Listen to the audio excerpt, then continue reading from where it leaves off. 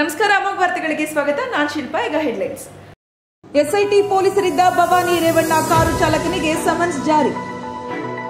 Pen drive ಪ್ರಕರಣ ಸಿಬಿಐಗೆ ವಹಿಸಲಿ ಮತ್ತು ಮೇ 30ರ ಪ್ರತಿಭಟನೆ ರಾಜಕೀಯ ಪ್ರೇರಿತವಾಗಿದೆ, ಮಾಜಿ ಶಾಸಕ ಕೆಎಸ್ ಲಿಂಗೇಶ್ ಹೇಳಿಕೆ.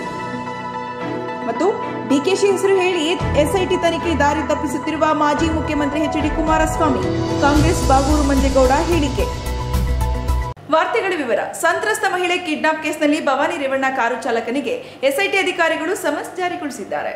ಸಂತ್ರಸ್ತ ಮಹಿಳೆ ಕಿಡ್ನಾಪ್ ಕೇಸಿಗೆ ಸಂಬಂಧಿಸಿದಂತೆ ಎಸ್ಐಟಿ ಪೊಲೀಸರಿಂದ ಈಗಾಗಲೇ 2 ಬಾರಿ ವಿಚಾರಣೆಗೆ ಹಾಜರಾಗುವಂತೆ ಭವಾನಿ ರೇವಣ್ಣ ಅವರ ಕಾರು ಚಾಲಕ ಅಜಿತ್ಗೆ ಸಮನ್ಸ್ ನೀಡಲಾಗಿತ್ತು. ಹೀಗಿದ್ದರೂ ಅವರು ವಿಚಾರಣೆಗೆ ಹಾಜರಾಗಿರಲಿಲ್ಲ ಎನ್ನಲಾಗುತ್ತಿದೆ. ಈ ಹಿನ್ನೆಲೆಯಲ್ಲಿ ಹೊಳೆನರಸೀಪುರದ ಚಾಲಕ ಅಜಿತ್ ರವರಿಗೆ ಎಸ್ಐಟಿ ಪೊಲೀಸರಿಂದ ಸಮನ್ಸ್ ಜಾರಿಗೊಳಿಸಲಾಗಿದೆ. ಜೊತೆಗೆ ಸಂತ್ರಸ್ತೆ ಕಿಡ್ನಾಪ್ ಕೇಸ್ ಸಂಬಂಧ ವಿಚಾರಣೆ ಹಾಜರಾಗುವಂತೆ ಸಮನ್ಸ್ನಲ್ಲಿ ಎಸ್ಐಟಿ ಪೊಲೀಸರು ತಿಳಿಸಿದ್ದಾರೆ.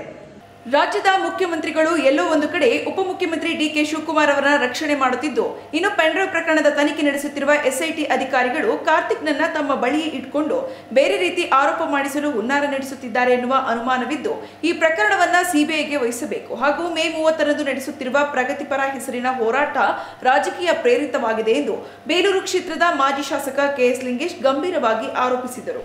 ಪತ್ರಿಕಾಗೋಷ್ಠಿಯಲ್ಲಿ ಮಾತನಾಡಿದ ಅವರು, ಸಂಬಂಧಪಟ್ಟವರ ಮೇಲೆ ಕ್ರಮ ತೆಗೆದುಕೊಳ್ಳದೇ ಇರುವುದನ್ನು ಗಮನಿಸಿದರೆ ಎಲ್ಲೋ ಒಂದು ಕಡೆ ಎಸ್ಐಟಿ ಮೇಲೆ ಅನುಮಾನ ಮೂಡಿದೆ. ಕರ್ನಾಟಕದ ಪೊಲೀಸ್ ಬಗ್ಗೆ ನಮಗೆ ಗೌರವವಿದೆ. ಎಸ್ಐಟಿ ಪೊಲೀಸ್ ಇಲಾಖೆಗಳು ಸಿಎಂ ಡಿಸಿಎಂ ಕೈಕೆಳಗೆ ಇವೆ. ಉಪಮುಖ್ಯಮಂತ್ರಿ ಅವರ ಕೈಕೆಳಗೆ ಈ ಸಂಸ್ಥೆ ಬರುವುದರಿಂದ ನ್ಯಾಯ ಸಿಗುವುದಿಲ್ಲ, ಸರಿಯಾಗಿ ತನಿಖೆ ಕೂಡ ಆಗುವುದಿಲ್ಲ. ಮೊಬೈಲ್ನಿಂದ ವಿಡಿಯೋ ಫೋಟೋ ಕದ್ದಿರುವ ಕಾರ್ತಿಕ್ ಗೌಡನನ್ನ ಇದುವರೆಗೂ ಬಂಧಿಸಿಲ್ಲ.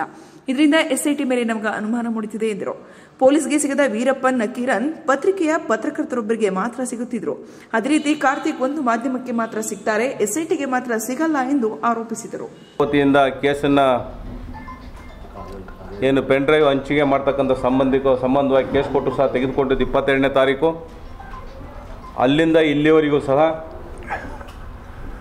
ಯಾರು ಮೊಬೈಲ್ ಇದ್ದಂಥದ್ದನ್ನು ಕದ್ದು ಶೇಖರಿಸಿ ವರ್ಷದಿಂದಲೂ ಸಹ ನನ್ನ ಹತ್ರನೇ ಇದೆ ಅಂತ ಅನೇಕ ಟಿ ವಿ ಮಾಧ್ಯಮದಲ್ಲಿ ಬಂದು ಹೇಳ್ಕೊಟ್ಟಂಥ ಕಾರ್ತಿಕ್ ಗೌಡ ಇನ್ನೂ ಸಹ ಎಲ್ಲೂ ಸಹ ಅರೆಸ್ಟ್ ಮಾಡ್ತಕ್ಕಂಥದ್ದು ಸುಳಿವೇ ಇಲ್ಲ. ಮಲೇಷ್ಯಾ ಅಂದರು, ಮತ್ತೊಂದು ಅಂದರು. ಅದ್ರ ಜೊತೆಗೆ ಎಸ್ಐಟಿ ಸಿಗದಂಥವರು ಅನೇಕ ಮಾಧ್ಯಮದಲ್ಲಿ ಪ್ರತ್ಯಕ್ಷ ಆಗ್ತಾರೆ. ಅದೇನು ತೋರಿಸುತ್ತೆ ಅಂತಂದರೆ, ವೀರಪ್ಪನ್ ನಕೀರನ್ ಪತ್ರಿಕೆಗೆ ಇಡೀ ನಮ್ಮ ಪೊಲೀಸ್ ವ್ಯವಸ್ಥೆಗೆ ಸಿಗದಂಥ ನಕೀರನ್ನು ಅವರನ್ನು ನೇರವಾಗಿ ಭೇಟಿ ಆಗ್ತಕ್ಕಂಥ ಕೆಲಸ ಮಾಡ್ತಾಯಿದ್ರು. ಎಲ್ಲೋ ಒಂದು ಕಡೆ ಸಂಶಯ ಇದೆ. ಎಸ್ಐಟಿ ಪ್ರಾಯೋಜಿತವಾಗಿ ಅವ್ರನ್ನ ಸೇಫ್ ಗಾರ್ಡ್ ಮಾಡಿ ಅವರ ಕಸ್ಟಡಿಯಲ್ಲಿ ಇಟ್ಕೊಂಡು ಅವ್ರು ಸಿಕ್ಕಿಲ್ಲ ಅಂತ ನಾಟಕ ಆಡ್ಕೊಂಡು ಇನ್ನು ಏನೇನೋ ಅವರಿಂದ ಹೇಳ್ಕೊಟ್ಟು ಅವನಿಂದ ಮಾತಾಡಿಸ್ಬೇಕು ಅಂತ ಏನೋ ಮಾಡಿದೆ ಅಂತ ಒಂದು ನಮಗೆ ಬಲವಾದಂಥ ಒಂದು ಅಪನಂಬಿಕೆ ಅವ್ರ ಬಗ್ಗೆ ಇದೆ. ಜೊತೆಗೆ ತಮಗೆ ಗೊತ್ತಿರೋ ರೀತಿಯಲ್ಲಿ ದೇವರಾಜು ಅವರ CD ಬಿಡುಗಡೆ ಆಯಿತು. ಅವರು ಸಹ ಹೇಳಿಕೆ ಕೊಟ್ಟರು. CDಯಲ್ಲಿ ನೇರವಾಗಿ ಗೌರವಾನ್ವಿತ ಉಪಮುಖ್ಯಮಂತ್ರಿಗಳಾದಂಥ ಡಿ.ಕೆ ಶಿವಕುಮಾರ್ ಅವ್ರ ಮೇಲೆ ನೇರವಾದಂಥ ಆಪಾದನೆ ಮಾಡ್ತಾರೆ. ಅವರ ಸದ್ದನ್ನು ಅವರು ಸೊಲ್ಲನ್ನು ಅಡಗಿಸ್ಬೇಕು ಅಂತ ಬೇರೆ ಬೇರೆ ಕೇಸನ್ನು ಫಿಟ್ ಮಾಡಿ ಅವ್ರನ್ನ ಜೈಲಿಗೆ ತಳ್ಳಂಥ ಕೆಲಸ ಮಾಡಿರು. ಅದನ್ನು ಬಿಟ್ಟು ನಿನ್ನ ಹತ್ರ ಇರ್ತಕ್ಕಂಥ ಯಾವ್ಯಾವುದು ಮಾಹಿತಿ ಇದೆ ಅದನ್ನೆಲ್ಲನೂ ಸಹ ಕಲೆಕ್ಟ್ ಮಾಡ್ಕೊಂಡು ಸಂಬಂಧಪಟ್ಟವ್ರ ಮೇಲೆ ಕ್ರಮ ತೆಗೆದುಕೊಂಡೋದು ಬಿಟ್ಟುಬಿಟ್ಟು ಎಲ್ಲೋ ಒಂದು ಕಡೆ ಎಸ್ಐಟಿ ಬಗ್ಗೆ ನಮಗೆ ಅನುಮಾನ ಮೂಡುತ್ತೆ. ಕರ್ನಾಟಕ ಪೊಲೀಸ್ ಬಗ್ಗೆ ನಮಗೆ ವಿಶೇಷವಾದಂಥ ಗೌರವ ಇದೆ, ನಂಬಿಕೆ ಇದೆ, ನಾವು ಪ್ರೌಡ್ ಆಫ್. ಆದರೆ ಡಿ.ಕೆ ಸಿಂಗ್ ಅವ್ರ ಬಗ್ಗೆ ಸಹ ಒಂದು ಗೌರವ ಇದೆ. ಆದರೆ ಎಲ್ಲೋ ಒಂದು ಕಡೆ ಇವೆಲ್ಲವೂ ಸಹ ಬರೋದು ಎಲ್ಲಿ, ಯಾರ ಕೈ ಕೆಳಗಡೆ? ಈ ರಾಜ್ಯದ ಮುಖ್ಯಮಂತ್ರಿ, ಈ ರಾಜ್ಯದ ಉಪಮುಖ್ಯಮಂತ್ರಿ, ಈ ರಾಜ್ಯದ ಗೃಹ ಮಂತ್ರಿ, ಇವ್ರ ಕೈ ಕೆಳಗಡೆ ಈ ಒಂದು ಸಂಸ್ಥೆಗಳು ಬರೋದ್ರಿಂದ ಎಲ್ಲಕ್ಕಿಂತ ಮಿಗಿಲಾಗಿ ಬರೋದೊಂದು ಕಡೆ. ಆದರೆ ಗೌರವಾನ್ವಿತ ಉಪಮುಖ್ಯಮಂತ್ರಿಗಳಾದಂತಹ CD ಶಿವಣ್ಣವರು ಇದರಲ್ಲಿ ನೇರವಾಗಿದ್ದಾರೆ ಅಂತ ಆಪಾದನೆ ಇರೋದ್ರಿಂದ ಅಂತರ ಕೈ ಕೆಳಗಿರ್ತಕ್ಕಂಥ ಸಂಸ್ಥೆಯಿಂದ ಯಾವ ರೀತಿ ನ್ಯಾಯ ಒದಗಿಸುತ್ತೆ ಅನ್ನೋದನ್ನು ನಾವು ಪರಾಮರ್ಶಿಸಬೇಕಾಗಿದೆ. ಮುಖ್ಯಮಂತ್ರಿಗಳು ಎಲ್ಲೋ ಒಂದು ಕಡೆ ಅಡಿಯಾಳಾಗಿ ಡಿಕೆ ಶಿವಕುಮಾರ್ ಅವರನ್ನ ಸೇಫ್ ಮಾಡುತ್ತಿದ್ದಾರೆ. ಗೃಹ ಮಂತ್ರಿಗಳು ಇದರ ಬಗ್ಗೆ ಚಕಾರ ಎತ್ತಲ್ಲ. ಎಸ್ಐಟಿ ಉಪಮುಖ್ಯಮಂತ್ರಿ ಅವರ ಕಂಟ್ರೋಲ್ನಲ್ಲಿ ಇದೆ. ಆದ್ದರಿಂದ ಈ ಪ್ರಕರಣವನ್ನು ಸಿಬಿಐಗೆ ವಹಿಸಬೇಕೆಂದು ಆಗ್ರಹಿಸಿದರು. ಈ ರಾಜ್ಯ ಕಂಡಂಥ ಉತ್ತಮ ನಡೆಯ ದಕ್ಷ ಮುಖ್ಯಮಂತ್ರಿಗಳಲ್ಲಿ ಅವರು ಒಬ್ಬರು ಅಂತ ನಮಗೆ ನಂಬಿಕೆ ಇದೆ, ವಿಶ್ವಾಸ ಇದೆ. ಅಂಥ ಮುಖ್ಯಮಂತ್ರಿಗಳು ಎಲ್ಲೋ ಒಂದು ಕಡೆ ಈಲ್ಡಾಗಿ ಡಿ ಕೆ ಶಿವಕುಮಾರ್ ಅವ್ರನ್ನ ಸೇಫ್ ಮಾಡಬೇಕು ಅಂತಲೇ ಏನೋ ಸರಿಯಾದ ಕ್ರಮ ತೆಗೆದುಕೊಳ್ತಾ ಇಲ್ಲ, ಸರಿಯಾದ ನಿರ್ದೇಶನ ಇಡ್ತಾ ಇಲ್ಲ. ಎಲ್ಲಕ್ಕಿಂತ ಮಿಗಿಲಾಗಿ ಮಾನ್ಯ ಗೃಹ ಮಂತ್ರಿಗಳು ಇದ್ರ ಬಗ್ಗೆ ಎಲ್ಲೂ ಚಕಾರ ಎತ್ತಲ್ಲ. ಎಲ್ಲೋ ಒಂದು ಕಡೆ ಅನುಮಾನ ಮೂಡುತ್ತೆ, ಈ ಒಂದು ವ್ಯವಸ್ಥೆ ನಮ್ಮ ಗೃಹ ಮಂತ್ರಿಗಳ ಅಂಡರ್ ಇಲ್ಲ, ನೇರವಾಗಿ ಸಿ ಡಿ ಶಿವಣ್ಣರ ಕಂಟ್ರೋಲಲ್ಲಿದೆ ಅಂತ ಅನುಮಾನ ಮೂಡಿಬರುತ್ತೆ. ಆ ಕಾರಣಕ್ಕೋಸ್ಕರವಾಗಿ ಈ ತನಿಖೆಯನ್ನು ಸಿ ಬಿ ಐಗೆ ವಹಿಸಬೇಕು ಅಂತ ಹಾಸನ ಜಾತ್ಯತೀತ ಜನತಾದಳ ಈ ಸಂದರ್ಭದಲ್ಲಿ ಮಾನ್ಯ ಮುಖ್ಯಮಂತ್ರಿಗಳು ಕೋರ್ಕೊಳ್ತವೆ. ಸಿ ಬಿ ಐಗೆ ವಹಿಸಬೇಕು ಅಂತ ಆಗ್ರಹವನ್ನು ಸಪಡಿಸ್ತೇವೆ. ಪ್ರಗತಿಪರ ಹೆಸರಿನಲ್ಲಿ ಮೇ 30ರಂದು ಹಾಸನಕ್ಕೆ ಮುತ್ತಿಗೆ ಎಂದು ಗಮನಿಸಿದ್ದೇವೆ. ಮಾತನಾಡುವ, ಪ್ರತಿಭಟಿಸುವ ಸ್ವಾತಂತ್ರ್ಯವಿದೆ, ಇದನ್ನು ಗೌರವಿಸುತ್ತೇವೆ. ನಮ್ಮ ಪಕ್ಷವು ಅಂಬೇಡ್ಕರ್ ಅವರ ಸಂವಿಧಾನದ ಬಗ್ಗೆ ನಂಬಿಕೆ ಇಟ್ಟುಕೊಂಡಿರುವ ಪಕ್ಷವಾಗಿದೆ. ಆದರೆ ಪ್ರಜ್ವಲ್ ಬಗ್ಗೆ ಏನಾದರೂ ಮಾತನಾಡಲಿ, ಸುಖಾಸುಮ್ಮನೆ ದೇವೇಗೌಡರನ್ನಾಗಲಿ, ಕುಮಾರಣ್ಣರಾಗಲಿ, ರೇವಣ್ಣರಾಗಲಿ ಅಪವಾದ ಆಪಾದನೆ ಮಾಡಿದರೆ ನಾವು ಸಹಿಸುವುದಿಲ್ಲ. ಅದಕ್ಕೆ ಆಸ್ಪದ ಕೊಡಬಾರದೆಂದು ಯಾರ್ಯಾರು ಸಂಘಟನೆಯ ಜವಾಬ್ದಾರಿ ತೆಗೆದುಕೊಂಡಿದ್ದಾರೆ ಅವರಲ್ಲಿ ಮನವಿ ಮಾಡುತ್ತೇವೆ. ಜಿಲ್ಲೆಯಲ್ಲಿರುವ ಅಂಗನವಾಡಿ ಹೆಸರಿನವರು, ಶಿಕ್ಷಕರು, ಆಶಾ ಕಾರ್ಯಕರ್ತೆಯರು, ಮಹಿಳೆ ಕಾರ್ಯಕರ್ತರುಗಳು ಸರ್ಕಾರದಿಂದ ಬಂದಿರುವ ಸೂಚನೆಗಳನ್ನು ಧಿಕ್ಕರಿಸಬೇಕು. ಯಾರು ಮಾರು ಹೋಗದೆ ಯಾರು ಕೂಡ ಹೋರಾಟಕ್ಕೆ ಬರಬಾರದು. ರಾಜಕೀಯ ಪ್ರೇರಿತವಾಗಿರುವ ಇಂತಹ ಹೋರಾಟಕ್ಕೆ ಕಿವಿಕೊಡಬಾರದೆಂದು ವಿನಂತಿಸಿದರು. ಪ್ರಗತಿಪರ ಸಂಘಟನೆಗಳ ಹೆಸರಿನಲ್ಲಿ ಹಾಸನಕ್ಕೆ ಮುತ್ತಿಗೆ ಅಂತ ನಾವು ಪತ್ರಿಕೆಯಲ್ಲಿ, ಮಾಧ್ಯಮದಲ್ಲಿ ಗಮನಿಸತಕ್ಕಂಥ ಕೆಲಸ ಮಾಡಿದ್ದೇವೆ. ಅಭಿವ್ಯಕ್ತಿ ಸ್ವಾತಂತ್ರ್ಯ ಇದೆ, ಮಾತನಾಡ್ತಕ್ಕಂಥ ಸ್ವಾತಂತ್ರ್ಯ ಇದೆ, ಪ್ರತಿಭಟನಾ ಸ್ವಾತಂತ್ರ್ಯ ಇದೆ, ನಾವು ಗೌರವಿಸ್ತೀವಿ. ಯಾಕೆಂದರೆ ನಮ್ಮ ಪಕ್ಷ ಡಾಕ್ಟರ್ ಅಂಬೇಡ್ಕರ್ ಅವರ ಸಂವಿಧಾನದಲ್ಲಿ ನಂಬಿಕೆ ಇಟ್ಟಿರ್ತಕ್ಕಂಥದ್ದು. ಆದರೆ ಆ ಹೆಸರಿನ ಸಂಘಟನೆ ಬಂದು ಪ್ರಜ್ವಲ್ ರೇವಣ್ಣವ್ರ ಬಗ್ಗೆ ಏನಾರ ಮಾಡಲಿ, ಏನಾರ ಮಾತಾಡಲಿ, ಸುಖ ಸುಮ್ಮನೆ ಮಾನ್ಯ ನಮ್ಮ ಸರ್ವೋಚ್ಚ ನಾಯಕರಾದ ದೇವೇಗೌಡರನ್ನಾಗಲಿ, ಕುಮಾರಣ್ಣವ್ರನ್ನಾಗಲಿ, ರೇವಣ್ಣವ್ರನ್ನಾಗಲಿ ಅಪವಾದ ಮತ್ತು ಆಪಾದನೆ ಮಾಡೋದನ್ನು ನಾವು ಸಹಿಸಲ್ಲ, ಖಂಡಿಸ್ತೇವೆ. ದಯಮಾಡಿ ಅದಕ್ಕೆ ಆಸ್ಪದ ಕೊಡಬಾರ್ದು ಅಂತ ಮಾನ್ಯ ಯಾರ್ಯಾರು ಸಂಘಟನೆಕಾರರು ಜವಾಬ್ದಾರಿ ತೆಗೆದುಕೊಂಡಿದ್ದಾರೆ ಅವರಲ್ಲಿ ಮನವಿ ಮಾಡ್ತೇವೆ. ಅದ್ರ ಜೊತೆಗೆ ನಮಗೆ ಗೊತ್ತಿರ್ತಕ್ಕಂಥ ಒಂದು ಮಾಹಿತಿ ಪ್ರಕಾರ ಈ ಜಿಲ್ಲೆಯಾದ್ಯಂತ ಇರ್ತಕ್ಕಂಥ ಅಂಗನವಾಡಿ ಕೆಲಸಗಾರರು, ಅಂಗನವಾಡಿ ಶಿಕ್ಷಕರು, ಆಶಾ ಕಾರ್ಯಕರ್ತೆಯರು, ಅವ್ರ ಜೊತೆಗೆ ಮಹಿಳಾ ಸ್ವಸಹಾಯ ಶಕ್ತಿ ಸಂಘಗಳು, ಅದ್ರ ಜೊತೆ ಬಿಸಿ ಊಟದ ಅಡಿಗೆ, ಇವರೆಲ್ಲರನ್ನೂ ಸಹ ಸರ್ಕಾರವೇ ಪ್ರಾಯೋಜಿತವಾಗಿ ಅಧಿಕಾರಿಗಳು ಒತ್ತಡ ಆಗ್ತಾ ಇದೆ. ನಮಗೆ ಗೊತ್ತಿರೋ ಮಾಹಿತಿ ಪ್ರಕಾರ ದಯಮಾಡಿ ಅಧಿಕಾರಿಗಳು ಎಚ್ಚರಿಕೆ ಕೊಡ್ತೇವೆ. ಯಾವುದೇ ಸರ್ಕಾರ ಯಾವಾಗಲೂ ನಿಮ್ಮನ್ನು ಕಾಪಾಡಲ್ಲ. ನೀವೇನಿದ್ರೂ ಸಹ ಇಂಥದಕ್ಕೆ ಇಂಥ ಒಂದು ಅವ್ರು ಬಂದಿರ್ತಕ್ಕ ಸೂಚನೆನ ಧಿಕ್ಕಾರ ಮಾಡ್ತಕ್ಕಂಥ ಕೆಲಸ ಮಾಡಬೇಕು. ಅದ್ರ ಜೊತೆಗೆ ನಾವು ನಮ್ಮ ಭಾಗದಲ್ಲಿರ್ತಕ್ಕಂಥ ಅನೇಕ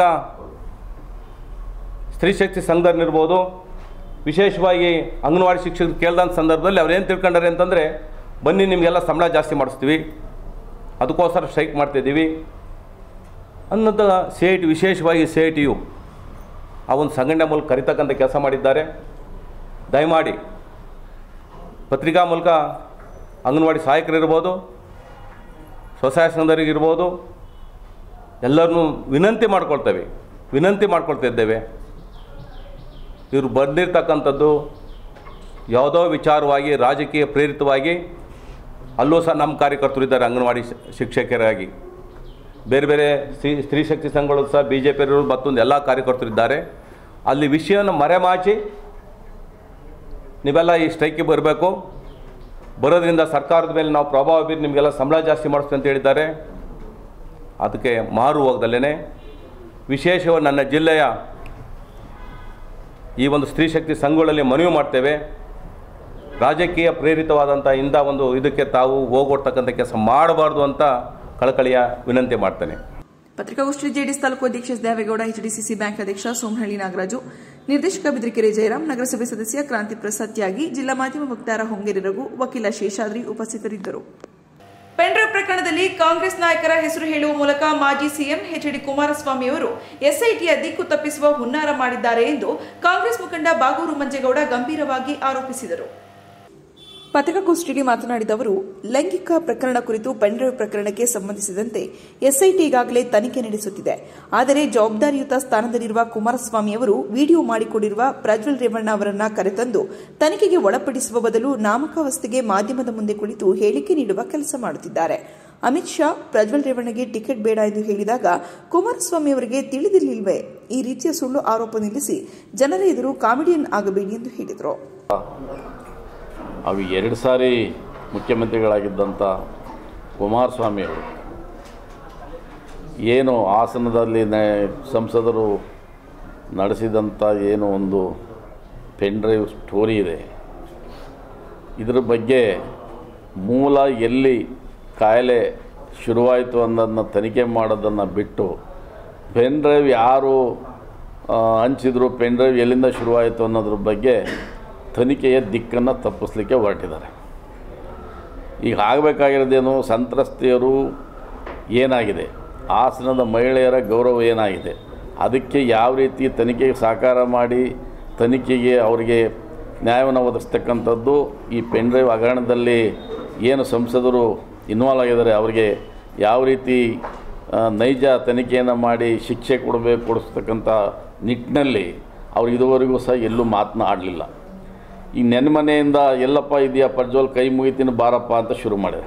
ಅದರ ಅರ್ಥ ಈ ತನಿಖೆಯ ದಿಕ್ಕನ್ನು ತಪ್ಪಿಸಿ ಅವರನ್ನು ಬಚಾವ್ ಮಾಡ್ತಕ್ಕಂಥ ಒಂದು ಹುನ್ನಾರಕ್ಕೆ ಕೈ ಹಾಕಿದ್ದಾರೆ ಹೊರತು ಅವರು ಈ ಅಪವಾದನ ದಿಕ್ಕು ತಪ್ಪಿಸೋ ನಿಟ್ಟಿನಲ್ಲಿ ಡಿ.ಕೆ. ಶಿವಕುಮಾರ್ ಅವರು ಮಹಾನಾಯಕ ಅವ್ರು ಪೆನ್ಡ್ರೈವ್ ಅಂತ ಹೇಳಲಿಕ್ಕೆ ಹೊರಟಿದ್ದಾರೆ. ಅವರಿಗೆ ಗೊತ್ತು, ಮಾಜಿ ಮುಖ್ಯಮಂತ್ರಿಗಳಿಗೆ ಗೊತ್ತು, ಈ ಪೆನ್ಡ್ರೈವು ಹಾಸನದಲ್ಲೇ ಉತ್ಪಾದನೆ ಆಗಿದೆ. ಹಾಸನದಲ್ಲಿ ಯಾಕೆ ಉತ್ಪಾದನೆ ಆಯಿತು ಇವ್ರಿಗೆ ಗೊತ್ತಿಲ್ವಾ? ಅಮಿತ್ ಶಾ ಅವರಿಗೆ ಕಂಪ್ಲೇಂಟ್ ಕೊಟ್ಟಾಗ ಯಾಕೆ ಗೊತ್ತಾಗಲಿಲ್ಲ? ಅಮಿತ್ ಶಾ ಅವರು ಕರೆದು ಇವ್ರಿಗೆ ಹೇಳಿದಾಗ ಸೀಟ್ ಕೊಡಲಿಲ್ಲ ಅಂದಾಗ ಯಾಕೆ ಗೊತ್ತಾಗಲ್ಲ? ಎಲ್ಲ ವಿಚಾರ ಗೊತ್ತು. ಅವ್ರದ್ದೇ ಜೊತೆಯಲ್ಲಿ ಮೈತ್ರಿ ಮಾಡಿಕೊಂಡಂಥ ಪಕ್ಷದವರು ಇವ್ರ ಮೇಲೆ ಇವ್ರಿಗೆ ಸೀಟ್ ಕೊಟ್ಬಿಡಿ ಅಂತ ಅರ್ಜಿ ಬರೆದು ಪೆನ್ಡ್ರೈವ್ ಮಾಹಿತಿಯನ್ನು ತಿಳಿಸಿದ್ದಾರೆ. ಆ ಮೈತ್ರಿ ಪಕ್ಷದವರು ಇನ್ನೊಬ್ಬ ಅಭ್ಯರ್ಥಿಯನ್ನು ಹುಟ್ಟಾಕಿ ಅವರಿಗೆ ಸೀಟ್ ಕೊಡಿಸ್ಬೇಕು ಅಂತೇಳಿ ಇಲ್ಲಿಯ ಸ್ಥಳೀಯ ನಾಯಕರು ಹೋರಾಟ ಮಾಡಿದ್ದು, ಮಾಧ್ಯಮದಲ್ಲಿ ಮಾತಾಡೋದು ಎಲ್ಲರಿಗೂ ಗೊತ್ತಿರೋಂಥ ವಿಚಾರ. ಈ ಪೆನ್ಡ್ರೈವು ಇಲ್ಲಿ ಹುಟ್ಗತ್ತೋ, ಬೆಂಗಳೂರಿನಲ್ಲಿ ಕಾಂಗ್ರೆಸ್ ನಾಯಕರ ಮೇಲೆ ಹುಟ್ಗತ್ತೋ?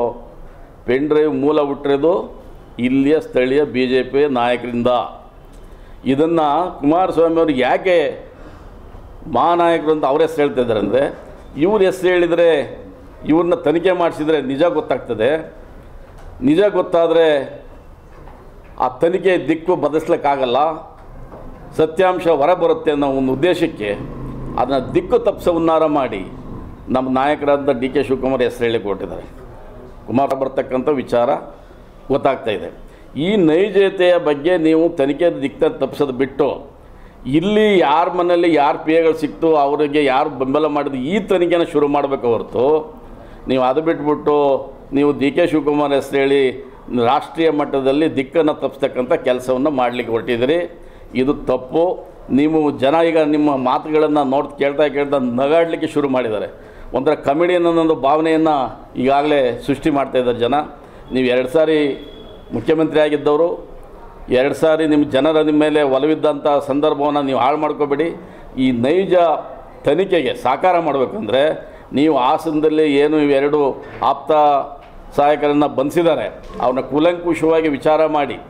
ಸಿಡಿ ಪ್ರಕರಣದ ಬಗ್ಗೆ ಈ ಭಾರತ ದೇಶದ ಕಾನೂನಿಗೆ ಮತ್ತು ಈ ನಮ್ಮ ನೆಲದ ಕಾನೂನಿಗೆ ನಾವೆಲ್ಲರೂ ಸಹ ತಲೆಬಾಗಲೇಬೇಕಾಗುತ್ತದೆ ಎಂದು ಆಲೂರು ಸಕಲೇಶಪುರ ಕ್ಷೇತ್ರದ ಮಾಜಿ ಶಾಸಕ ಎಚ್.ಕೆ. ಕುಮಾರಸ್ವಾಮಿ ತಿಳಿಸಿದರು.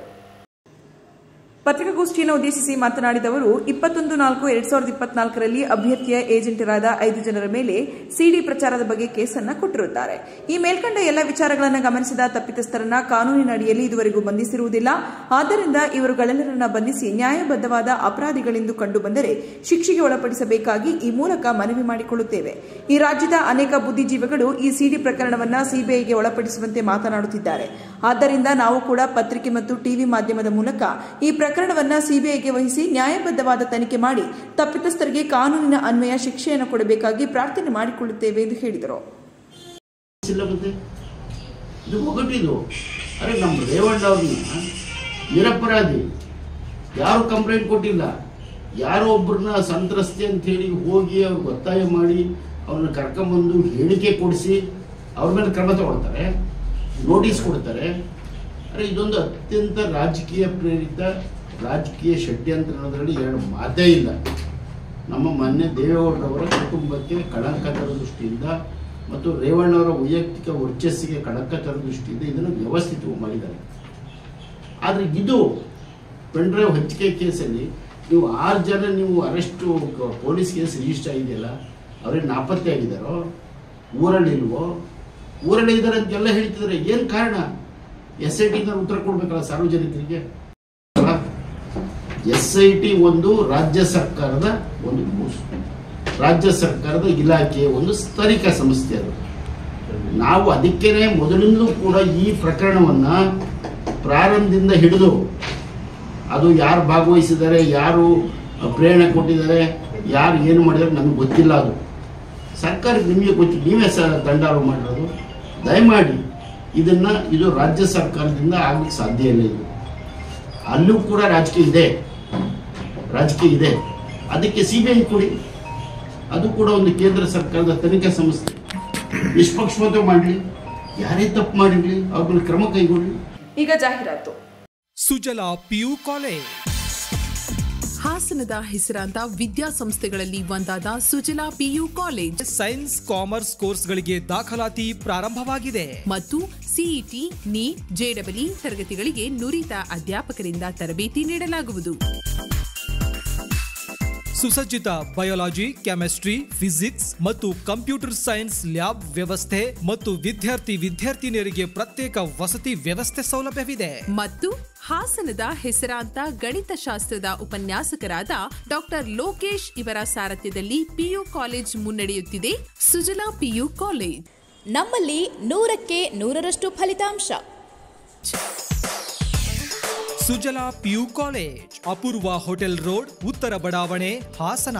Mobile number 9900324364 or 8310486679 or 7259622214. Sujala PU college, ಸುಭದ್ರತೆಯ ಕಾಲೇಜ್. Parvati enterprises opposite mission hospital, RC road, Hassan. ವಿವಿಧ ಮಾದರಿಯ ಅತ್ಯಾಧುನಿಕ ಎಲೆಕ್ಟ್ರಾನಿಕ್ ಗೃಹ ಬಳಕೆ ವಸ್ತುಗಳ ಎಕ್ಸ್ಕ್ಲೂಸಿವ್ ಶೋರೂಮ್. ಇದೀಗ ಹೆಸರಾಂತ ಫ್ಯಾಬರ್ನ ಪ್ರತ್ಯೇಕ ಶೋರೂಮ್ ನಿಮ್ಮ ಹಾಸನದಲ್ಲಿ. ನಮ್ಮಲ್ಲಿ ಪ್ರಸಿದ್ಧ ಕಂಪನಿಗಳಾದ Orient, Smith, Faber, Prestige, IFB, Atomberg, Sujata ಇನ್ನು ಮುಂತಾದ ಕಂಪನಿಗಳ chimney, water purifier, hob, oven, electric geyser, table ಫ್ಯಾನ್ಗಳು, ವಾಷಿಂಗ್ ಮೆಷಿನ್ಗಳು, ರೆಫ್ರಿಜರೇಟರ್, UPSಗಳು ವಿಶೇಷ ರಿಯಾಯಿತಿ ದರದಲ್ಲಿ ದೊರೆಯುತ್ತವೆ. ಉತ್ಕೃಷ್ಟ ಗುಣಮಟ್ಟದ ಎಲೆಕ್ಟ್ರಾನಿಕ್ ಉಪಕರಣಗಳಿಗಾಗಿ ಭೇಟಿ ಕೊಡಿ. Parvathi enterprises, opposite mission hospital, RC road, Hassan. Phone numbers 901979535 ಮತ್ತು 9353677153.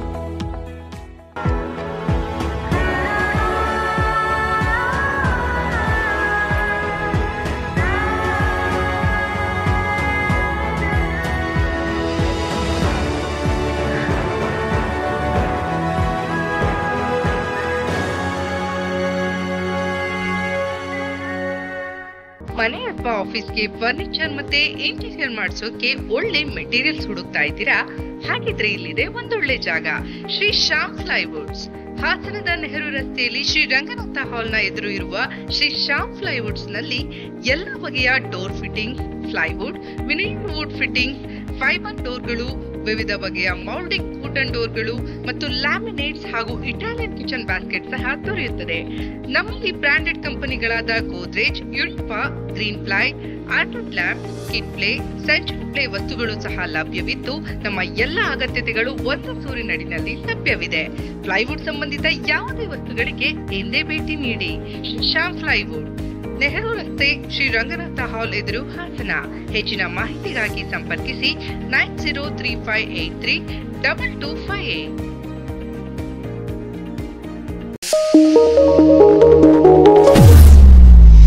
ವಿಸ್ತಾರ ಅಕಾಡೆಮಿ ನಿಮ್ಮ ಮಕ್ಕಳು ಶಾಲೆಯಲ್ಲಿ ಗಣಿತ ಮತ್ತು ವಿಜ್ಞಾನ ಸಬ್ಜೆಕ್ಟ್ನಲ್ಲಿ ಹೆಚ್ಚು ಅಂಕ ಗಳಿಸಲು ಕಷ್ಟಪಡ್ತಿದ್ದಾರಾ? ಅವರಿಗೆ ಕೋಚಿಂಗ್ ಕೊಡಿಸಲು ಬಯಸ್ತೀರಾ? ಹಾಗಾದರೆ ಇಲ್ಲಿದೆ ಒಂದು ಸುವರ್ಣಾವಕಾಶ. ಶಾಲಾ ವಿದ್ಯಾರ್ಥಿಗಳಿಗೆ ಗಣಿತ ಮತ್ತು ವಿಜ್ಞಾನ ವಿಷಯಗಳಲ್ಲಿ ಹಾಸನ ನಗರದಲ್ಲಿ ಅತ್ಯುತ್ತಮ ಕೋಚಿಂಗ್ ಸೆಂಟರ್ ಎಂದೇ ಹೆಸರುವಾಸಿಯಾದ ವಿಸ್ತಾರ ಅಕಾಡೆಮಿ. ವಿಸ್ತಾರ ಅಕಾಡೆಮಿಯು 5ನೇ ತರಗತಿಯಿಂದ 10ನೇ ತರಗತಿಯಲ್ಲಿ ಓದುತ್ತಿರುವ ಐಸಿಎಸ್ಸಿ, ಸಿಬಿಎಸ್ಇ ಮತ್ತು ಸ್ಟೇಟ್ ಬೋರ್ಡ್ ಶಾಲಾ ವಿದ್ಯಾರ್ಥಿಗಳಿಗೆ ಗಣಿತ ಮತ್ತು ವಿಜ್ಞಾನ ವಿಷಯಗಳಲ್ಲಿ ಹೆಚ್ಚಿನ ಅಂಕ ಗಳಿಸುವ ಸಲುವಾಗಿ ನುರಿತ ಶಿಕ್ಷಕರು ಮತ್ತು ವಿಷಯ ತಜ್ಞರಿಂದ ಕೋಚಿಂಗ್ ನೀಡಲಾಗುತ್ತಿದೆ. ಈಗಾಗಲೇ ತರಗತಿಗಳು ಪ್ರಾರಂಭವಾಗಿದ್ದು ಆಸಕ್ತಿಯುಳ್ಳ ವಿದ್ಯಾರ್ಥಿಗಳು ನಿಮ್ಮ ಹೆಸರನ್ನ ನೋಂದಾಯಿಸಿಕೊಳ್ಳಬಹುದು. ವಿಶೇಷ ಸೂಚನೆ, ನಮ್ಮಲ್ಲಿ ಆನ್ಲೈನ್ ಮತ್ತು ಆಫ್ಲೈನ್ ತರಗತಿಗಳು ಕೂಡ ಲಭ್ಯವಿದೆ. ಪ್ರವೇಶಾತಿಗಾಗಿ ಸಂಪರ್ಕಿಸಿ ವಿಸ್ತಾರ ಅಕಾಡೆಮಿ, ಬುದ್ಧ ಮಾರ್ಗ, ವಿದ್ಯಾನಗರ, ಹಾಸನ. ಮತ್ತೊಮ್ಮೆ ಅಮೋಘ ವಾರ್ತೆಗಳಿಗೆ ಸ್ವಾಗತ. ಗಾಣಿಗರ ಬೀದಿಯಲ್ಲಿರುವ ಶ್ರೀ ಕನ್ನಂಬಾಡಿಯಮ್ಮ ಮತ್ತು ಶ್ರೀ ಕೆಂಚಮ್ಮ ಜಾತ್ರಾ ಮಹೋತ್ಸವದ ಅಂಗವಾಗಿ ನಗರದ ದೇವಿಗೆರೆಯಲ್ಲಿ ಪೂಜೆ ಸಲ್ಲಿಸಿ ಮಹಿಳೆಯರು ಕಳಸ ಹೊತ್ತು ದೇವರೊಂದಿಗೆ ಮೆರವಣಿಗೆ ಮೂಲಕ ಪ್ರಮುಖ ರಾಜಬೀದಿಗಳಲ್ಲಿ ಸಾಗಿದರು. ಕ್ಷೇತ್ರದ ಶಾಸಕ ಎಚ್ಪಿ ಸ್ವರೂಪ್ ಅವರು ಪಾಲ್ಗೊಂಡು ಮಾಧ್ಯಮದೊಂದಿಗೆ ಮಾತನಾಡಿ, ಪ್ರತಿ ವರ್ಷದಂತೆ ಶ್ರೀ ಕನ್ನಂಬಾಡಿಯಮ್ಮ ಮತ್ತು ಶ್ರೀ ಕೆಂಚಮ್ಮ ಜಾತ್ರಾ ಮಹೋತ್ಸವವನ್ನು ವಿಜೃಂಭಣೆಯಿಂದ ಆಚರಿಸಲಾಗುತ್ತಿದ್ದು, ಇದರ ಅಂಗವಾಗಿ ನಗರದ ದೇವಗೆರೆಯಲ್ಲಿ ಪೂಜೆ ಸಲ್ಲಿಸಿ ಕಳಶವನ್ನ ಮೆರವಣಿಗೆಯಲ್ಲಿ ಗಾಣಿಗರ ಸಮಾಜದವರು ಸೇರಿದ್ದಾರೆ. ದೇವರೊಂದಿಗೆ ನಗರದ ಪ್ರಮುಖ ಬೀದಿಗಳಲ್ಲಿ ಮೆರವಣಿಗೆ ಸಾಗಲಿದೆ ಎಂದರು. ಕನ್ನಂಬಾಡಿಯಮ್ಮ ಮತ್ತು ಕೆಂಚಮ್ಮ ಏನು ಜಾತ್ರಾ ಮಹೋತ್ಸವ ನಡೀತದೆ ಮತ್ತು ಪ್ರತಿ ವರ್ಷದಂತೆ ನಮ್ಮೆಲ್ಲ ಗಾಣಿಗರ ಸಮಾಜದ ಎಲ್ಲ ನಮ್ಮ ಹಿರಿಯರು, ತಂದೆ ತಾಯಂದಿರು ಎಲ್ಲರೂ ಕೂಡ ಸೇರಿ ಮತ್ತು ಜಾತ್ರಾ ಮಹೋತ್ಸವದಲ್ಲಿ ಮೆರವಣಿಗೆ ಮುಖಾಂತರ ಗಾಣಿಗರ ಬೀದಿ ಮತ್ತು ನಗರ ಸುತ್ತಮುತ್ತಲಿನ ಭಾಗದಲ್ಲಿ ಎಲ್ಲ ಕೂಡ ಮೆರವಣಿಗೆ ಮಾಡುವ ಮುಖಾಂತರ ನಮ್ಮ ಹಾಸನ ಜನತೆಗೆ ಮತ್ತು ಸರ್ವ ಎಲ್ಲ ಕೂಡ ನಮ್ಮ ಕರ್ನಾಟಕ ಜನತೆಗೆ ಕೂಡ ಒಳ್ಳೇದಾಗ್ಲಿ, ಒಳಿತನಾಗ್ಲಿ ಅಂತ ಇವತ್ತು ಅವ್ರ ಮೂಲಕ ನಾನು ಕೂಡ ಶುಭವನ್ನು ಕೋರ್ತಾ ಮತ್ತೊಮ್ಮೆ ನನ್ನ ಗಾಣಿಗರ ಸಮಾಜ ಎಲ್ಲ ನನ್ನ ಹಿರಿಯರು, ತಂದೆ ತಾಯಿ ಎಲ್ಲರೂ ಕೂಡ ಈ ಸಂದರ್ಭದಲ್ಲಿ ಮತ್ತೊಮ್ಮೆ ಶುಭವನ್ನು ಕೋರ್ತಾರೆ. ಇದೇ ವೇಳೆ ಅಧ್ಯಕ್ಷ ಸತೀಶ್ ಕುಮಾರ್, ಉಪಾಧ್ಯಕ್ಷ ರವಿಕುಮಾರ್, ಕಾರ್ಯದರ್ಶಿ ಲೋಕೇಶ್, ಖಜಾಂಚಿ ಹರೀಶ್, ಮಾಜಿ ನಗರಸಭೆ ಸದಸ್ಯ ಅರುಣ್ ಕುಮಾರ್ ಬಾಬು, ನಿರ್ದೇಶಕ ಭಾಗ್ಯಣ್ಣ, ಶ್ರೀನಿವಾಸ್ ಬಾಬು ಉಪಸ್ಥಿತರಿದ್ದರು. ಬೇಲೂರು ತಾಲೂಕಿನ ಅರಹಳ್ಳಿ ಹೋಬಳಿಯ ಕಿತ್ತಾವರ ಕಾಫಿ ಎಸ್ಟೇಟ್ನಲ್ಲಿ ಸುತ್ತಮುತ್ತ ಬೀಡು ಬಿಟ್ಟಿರುವ ಕಾಡಾನೆಗಳು. ಬೇಲೂರು ತಾಲೂಕಿನ ಅರಹಳ್ಳಿ ಹೋಬಳಿಯ ಕಿತ್ತಾವರ ಗ್ರಾಮದ ಸುತ್ತಮುತ್ತ ಕಾಡಾನೆಗಳು ಕಂಡುಬಂದಿವೆ. ಕಿತ್ತಾವರದ ಬಸವಣ್ಣ ದೇವಸ್ಥಾನಕ್ಕೆ ತೆರಳುವ ರಸ್ತೆಯಲ್ಲಿ ಆನೆಗಳು ಕಾಣಿಸಿಕೊಂಡಿದ್ದು, ಕಳೆದ 2 ದಿನಗಳಿಂದ ಈ ಭಾಗದ ಕಾಫಿ ತೋಟದ ಒಳಗಡೆ ಕಾಡಾನೆಗಳು ಎಗ್ಗೆಲ್ಲದೆ ಓಡಾಡುತ್ತಿರುವುದರಿಂದ ಕೂಲಿ ಕಾರ್ಮಿಕರು ಕೆಲಸಕ್ಕೆ ತೆರಳಲು ಹಿಂದೇಟು ಹಾಕುತ್ತಿದ್ದಾರೆ.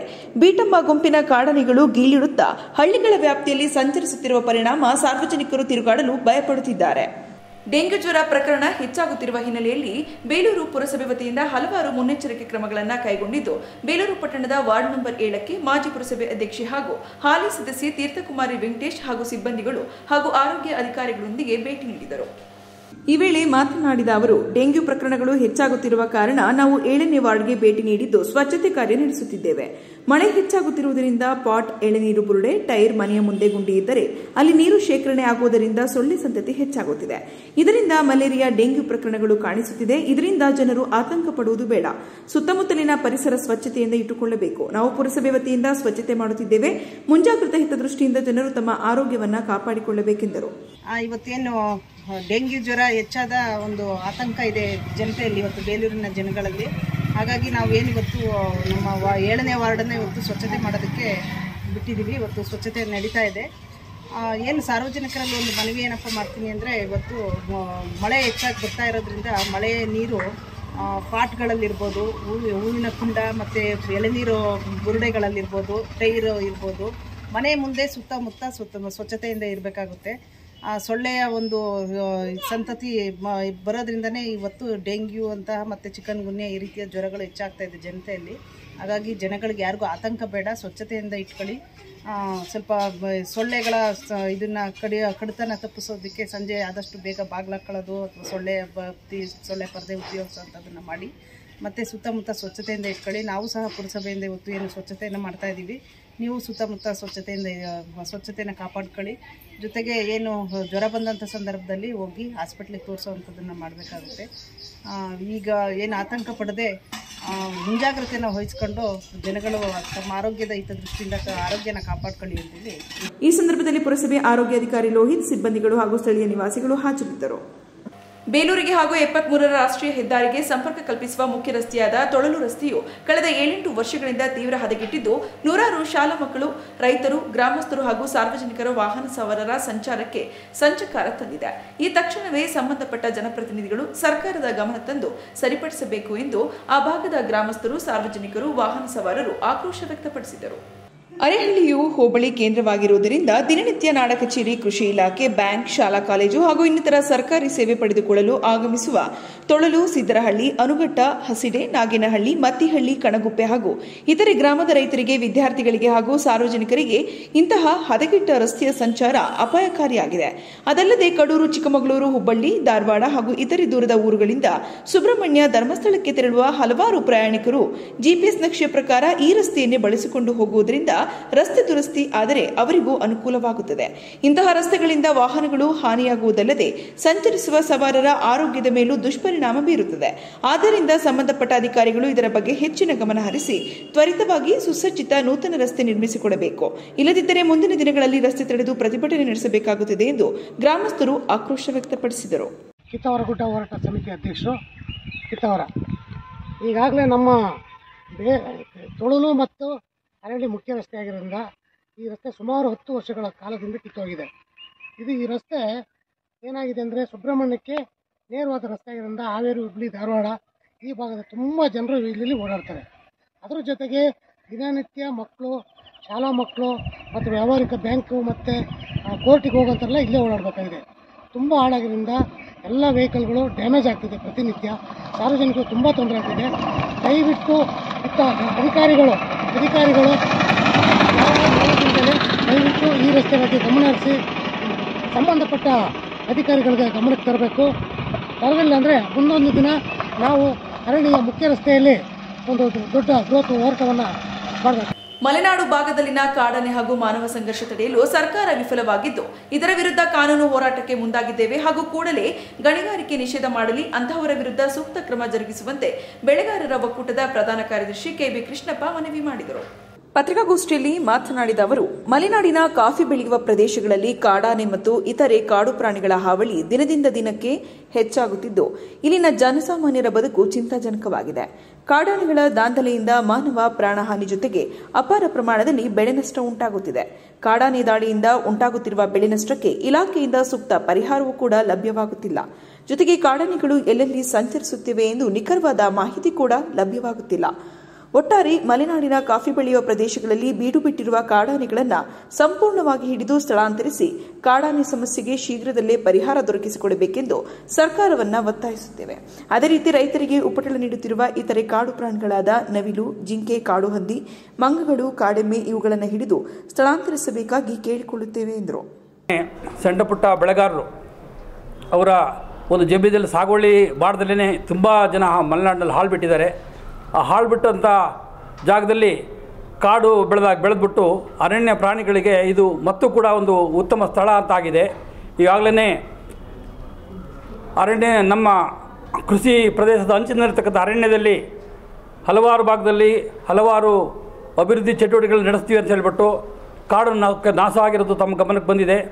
ಈಗಾಗಲೇ ಹೊಸೂರು ಪಂಚಾಯತ್ ವ್ಯಾಪ್ತಿನಲ್ಲಿ ಹೊಸದಾಗಿ ಒಂದು ಗಣಿಗಾರಿಕೆ ಮಾಡೋಂಥ ಒಂದು ಅವಕಾಶಗಳನ್ನು ಕೂಡ ಸರ್ಕಾರದಿಂದ ಪಟ್ಟಬದ್ಧ ಹಿತಾಸಕ್ತಿ ವಹಿಸತಕ್ಕಂಥ ಜನಗಳು ಪಡ್ಕೊಂಡಿದ್ದಾರೆ.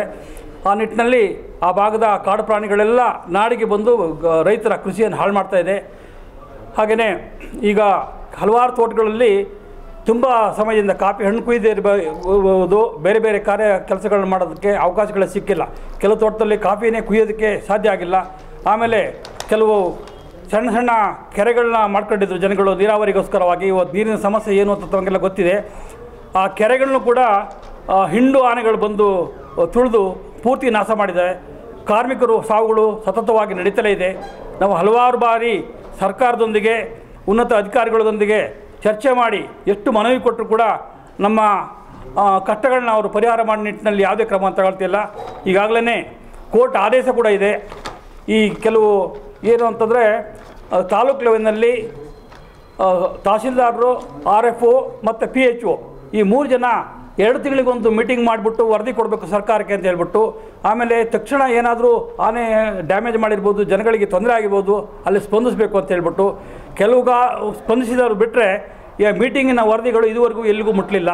ಹಾಗೆಯೇ ಉನ್ನತ ಅಧಿಕಾರಿಗಳಾದ DC ಅವರು, DFO ಅವರು, PCCF ಅವರು 4 ತಿಂಗಳಿಗೊಂದು ಮೀಟಿಂಗ್ ಮಾಡಿ ಸರ್ಕಾರಕ್ಕೆ ವರದಿ ಕೊಡಬೇಕು ಅಂತ ಕೋರ್ಟ್ ಆದೇಶ ಇದೆ.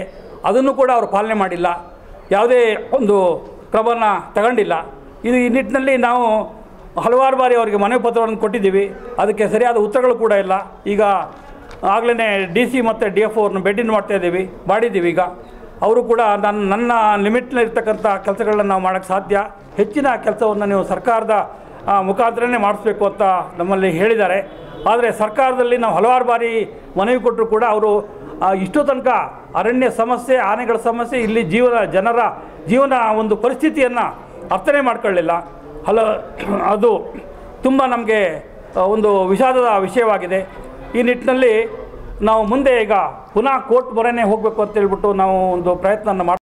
ಪತ್ರಿಕಾಗೋಷ್ಠಿಯಲ್ಲಿ ಕರ್ನಾಟಕ ಗ್ರೋವರ್ಸ್ ಫೆಡರೇಷನ್ ಸಂಘದ ಉಪಾಧ್ಯಕ್ಷ BM ನಾಗರಾಜ್, ಪುಟ್ಟೇಗೌಡ, ಹೋಬಳಿ ಅಧ್ಯಕ್ಷ ರಾಮಚಂದ್ರ, ವಾಸಪ್ಪ, BJ ಯತೀಶ್ ಕುಮಾರ್, ಪುಟ್ಟಸ್ವಾಮಿ ಹಾಜರಿದ್ದರು. ಕೊನೆಯಲ್ಲಿ ಮತ್ತೊಮ್ಮೆ ಹೆಡ್ಲೈನ್ಸ್. SIT ಪೊಲೀಸರಿದ್ದ ಭವಾನಿ ರೇವಣ್ಣ ಕಾರು ಚಾಲಕನಿಗೆ ಸಮನ್ಸ್ ಜಾರಿ.